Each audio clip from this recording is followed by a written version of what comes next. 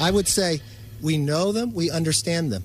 It doesn't have to do with it. What it plays is this is athletics. So we can understand the other person. We can go to dinner with the other person. We can hang out with the other person. But there's a reason why Title IX was created. There's a reason why there's men and women's sports. There's a reason why there's a professional basketball for men and women. It's about fairness. Hi guys, welcome back to the channel.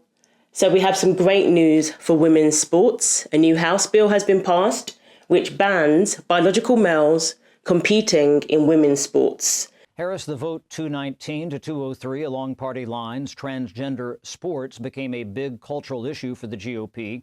That followed fights parents had with schools over bathrooms. The concern is whether it's fair for women to face transgender competitors. The left's hypocrisy on this issue has resulted in women being demolished in competitions, physically brutalized going up against stronger opponents. But what about the women's rights? What about the rights of the young girls? Do they not have any rights anymore? Democrats accused Republicans of focusing on what they say are the wrong issues. Democrats want to address funding in education and shootings at schools. California Democrat Mark Takano is a former English teacher. This mere debate has traumatized trans kids and their families across the country. 85% of transgender and non-binary youth say that the debates around anti-trans bills have negatively impacted their mental health. Democrats say Republicans should not intervene in local sports. They note that many schools are now developing rules for transgender athletes. Republicans contend they are just putting up guardrails for kids in sports.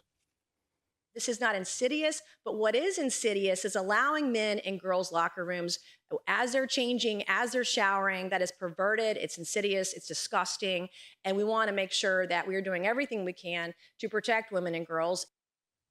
The bill is dead in the Senate. President Biden also threatened a veto. Actual women are the victims of trans activists who want to take over our sports, in our locker rooms, in our bathrooms, in our private spaces, and now our gynecologist offices. We are the victims of those crazy-ass activists.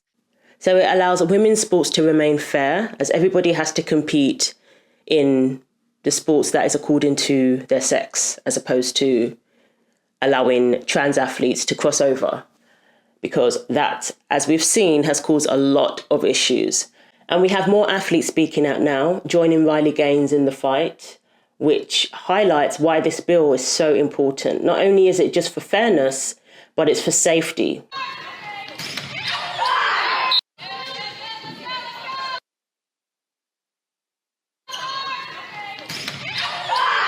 November 1st, 2022, I was severely injured in a high school volleyball game by a transgender athlete on the opposing team. I suffered from a concussion and neck injury that to this day I'm still recovering from. Other injuries I still suffer from today include impaired vision, partial paralysis on my right side, constant headaches, as well as anxiety and depression. I was unable to play the rest of my last volleyball season, and although I am currently playing softball, I am not able to perform as well as I know I have in the past because of the injury. My ability to learn, retain, comprehend has also been impaired, and I require accommodations at school for testing because of this. I could go on and on about how this incident has affected my life, but I'm not here for that, because I'm not here for me. Because for me, I know that my time playing is coming to an end. I'm here for every biological female athlete behind me. My little sister, my cousins, my teammates. Allowing biological males to compete against biological females is dangerous. I may be the first to come before you with an injury, but if this doesn't pass, I won't be the last. The North Carolina High School Athletic Association policy states that it allows participation in interscholastic athletics for all students, regardless of gender or gender identification. It is the intent that all students are able to compete on a level playing field in a safe, competitive, and friendly environment, free of discrimination. Clearly, that does not include biological female athletes. My ability to compete was taken from me. Having to play against biological males is not a level playing field and is most... So Speaker Kevin McCarthy on Thursday celebrated House passage of the Protection of Women and Girls in Sports Act and said the vote fulfills an important election promise for Republicans. Today is a great day for America, for fairness, for families, and most importantly for female athletes.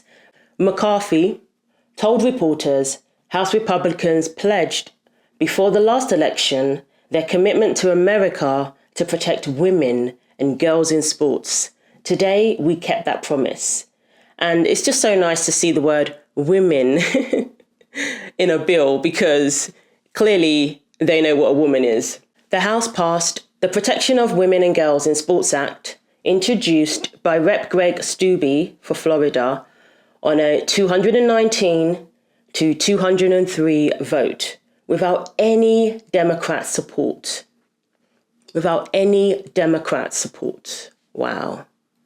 I mean, if you're a woman, that tells you who you need to vote for in the next election, as far as I'm concerned. President Biden has vowed to veto the bill, of course, which would prevent biological males from participating in women's sports at schools across the country. Now, I looked up the CNN article about this, and look at the headline. House passes anti-trans sports bill. That's their focus. Apparently, this is anti-trans, as opposed to pro-women, pro-protecting women and girls, young girls in sports.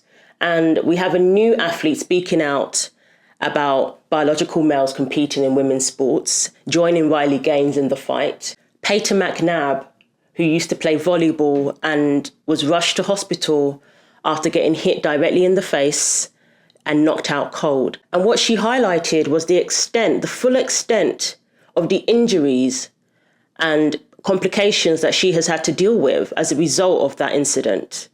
A North Carolina high school volleyball player said she suffered significant and long-term physical and mental injuries last fall when she was spiked in the face by a transgender athlete who was able to compete on a girls' team because of a policy put in place by the state's High School Athletics Association.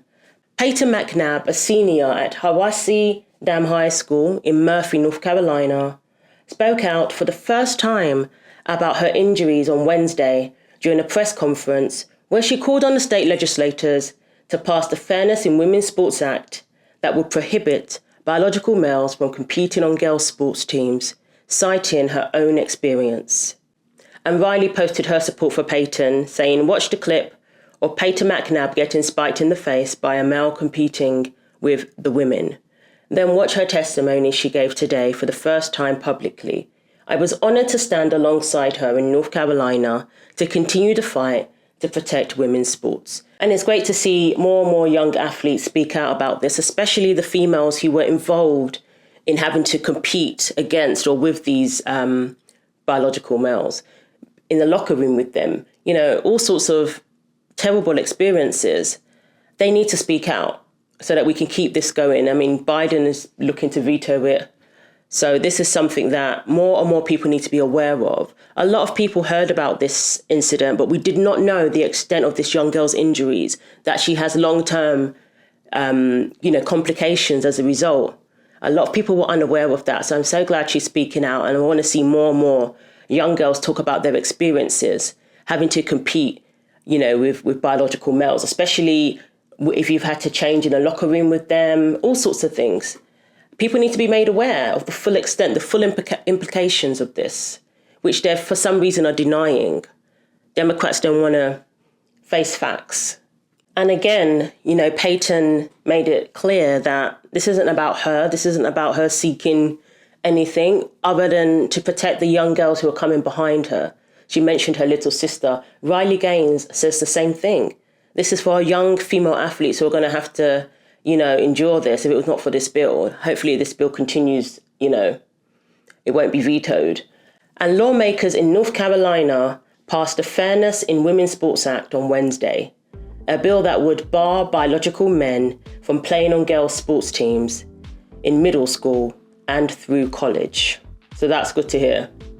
Then she said, "My ability to compete was taken from me Having to play against biological males is not a level playing field, and it is most definitely not safe. Very well said. So at least 20 other states have imposed similar limits on transgender athletes at the K through to 12 or collegiate level. The US House also passed a bill on Thursday to bar federally supported schools and colleges from allowing any athlete whose biological sex assigned at birth was male from competing on girls' or women's sports teams.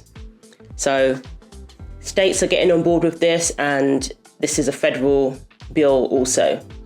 Really, really good news. And I just think we need to continue speaking out, especially if you're a young girl who had to compete against a biological male. So let's keep sports fair. Let's keep women's sports fair. Let's name women in the bills and be specific that this is pertaining to women, biological females. This is a really great development, really good news. As we saw with Title IX, if we're not specific, then they can turn around and use that same bill to allow biological males to infringe upon the rights of women in sports.